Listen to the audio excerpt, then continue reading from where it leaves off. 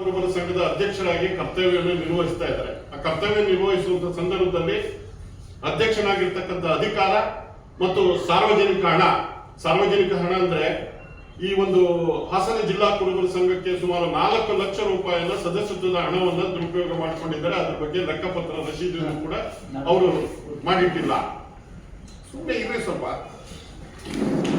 ಹಾಸನ ಜಿಲ್ಲಾ ಸದಸ್ಯತ್ವದ ಹಣ, ಹಾಗೆ ಒಂದು ಸುಮಾರು ಸಾರ್ವಜನಿಕರಿಂದ 15 ಲಕ್ಷ ರೂಪಾಯಿ ಹಣವನ್ನ ಕಟ್ಟಡದ ನಿರ್ಮಾಣಕ್ಕಾಗಿ ಸಹಾಯಧನವನ್ನ ಕಲೆಕ್ಟ್ ಮಾಡಿದ್ದಾರೆ ಹಾಸನ ಜಿಲ್ಲೆಯಲ್ಲಿರ್ತಕ್ಕಂಥ ಕುರುಬ ಜನಾಂಗದ ದಾನಿಗಳಿಂದ. ಆ ಹಣಕ್ಕೂ ಕೂಡ ಲೆಕ್ಕಪತ್ರ ಅಲ್ಲ. ಇದಲ್ಲದೆ ಸರ್ಕಾರದ ಸಹಾಯಧನವನ್ನು ತಗೊಂಡಿದ್ದಾರೆ, ಅದು 4 ಕೋಟಿ ರೂಪಾಯಿ. ಇದರ ಬಗ್ಗೆ ದೂರನ್ನ ಸಲ್ಲಿಸಿದ್ದಾರೆ ಅನೇಕ ಜನ ಜಿಲ್ಲಾ ಸಹಕಾರ ಸಂಘಗಳ ನೋಂದಣಾಧಿಕಾರಿ ಮುಂದೆ.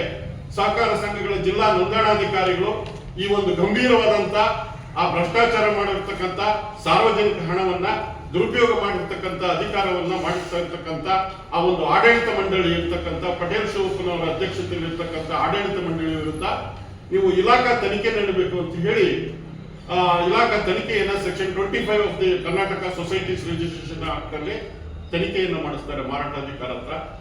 ಜುಲೈ ತಿಂಗಳಲ್ಲಿ ತನಿಖಾ ಅಧಿಕಾರಿ ನೇಮಕ ಮಾಡ್ತಾರೆ 22ನೇ ಇಸ್ವಿಯಲ್ಲಿ. ಆಗಸ್ಟ್ 22ನೇ ಇಸ್ವಿಯಲ್ಲಿ ಆ ವರದಿ ಕೂಡ ಜಿಲ್ಲಾ ನೋಂದಣಾಧಿಕಾರಿಗಳಿಗೆ ಬರ್ತದೆ. ಅಲ್ಲಿ ಯಾವುದೇ ಲೆಕ್ಕಪತ್ರವನ್ನು ಕೊಟ್ಟಿಲ್ಲ. 2015-16ನೇ ಸಾಲಿನಿಂದ ಯಾವುದೇ ವಾರ್ಷಿಕ ಸರ್ವ ಸದಸ್ಯರ ಸಭೆಯನ್ನು ನಡೆಸಿಲ್ಲ ಮತ್ತು ಮಾಸಿಕ ಕಾರ್ಯಕಾರಿ ಸಮಿತಿ ಸಭೆಯನ್ನು ನಡೆಸಿಲ್ಲ. ಯಾವುದೇ ನಡವಳಿಕೆಗಳನ್ನು ಬರೆದಿಲ್ಲ ಅನ್ನೋದ್ರ ಬಗ್ಗೆ ಸಾಬೀತಾಗ್ತದೆ. ಈ ವರದಿ ಜಿಲ್ಲಾ ನೋಂದಣಾಧಿಕಾರಿಗಳಿಗೆ ಬರ್ತದೆ. ಅಲ್ಲಿಂದ ಜಿಲ್ಲಾ ನೋಂದಣಾಧಿಕಾರಿಗಳು ರಾಜ್ಯ ಸಂಘ ಸಂಸ್ಥೆಗಳ ರಿಜಿಸ್ಟ್ರಾರ್ ಅವರಿಗೆ, ರಿಜಿಸ್ಟ್ರಾರ್ ಆಫ್ ಕೋಆಪರೇಟಿವ್ ಸೊಸೈಟೀಸ್ ಕೂಡ 9ನೇ ತಿಂಗಳಲ್ಲಿ ಬರ್ತದೆ. ಅದು ಸರ್ಕಾರದ ಕಾರ್ಯದರ್ಶಿಗಳಿಗೆ 10ನೇ ತಿಂಗಳು ಹೋಗ್ತದೆ.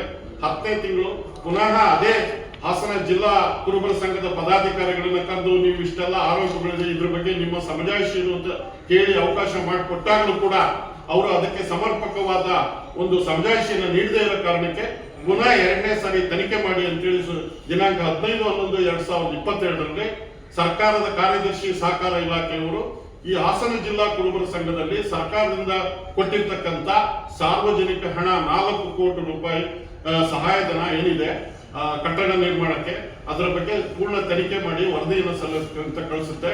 ಹಾಗೆ ಅವರು ಕೂಡ 28/11ಕ್ಕೆ ಜಿಲ್ಲಾ ನೋಂದಣಾಧಿಕಾರಿಗಳು ತನಿಖಾಧಿಕಾರಿಯನ್ನು ಮಾಡ್ತಾರೆ, ನೇಮಕ ಮಾಡ್ತಾರೆ. ಇವೆರಡನ್ನೂ ಪ್ರಶ್ನೆ ಮಾಡಿ ಇದೇ ಪಟೇಲ್ ಶಿವಪ್ಪನವರು ರಾಜ್ಯ ಹೈಕೋರ್ಟ್ ನಲ್ಲಿ ಒಂದು ಕೇಸ್ ಹಾಕ್ತಾರೆ. ಹೈಕೋರ್ಟ್ ನಲ್ಲಿ ರಿಟ್ ಅರ್ಜಿಯನ್ನು ಸಲ್ಲಿಸ್ತಾರೆ 2582/9/22.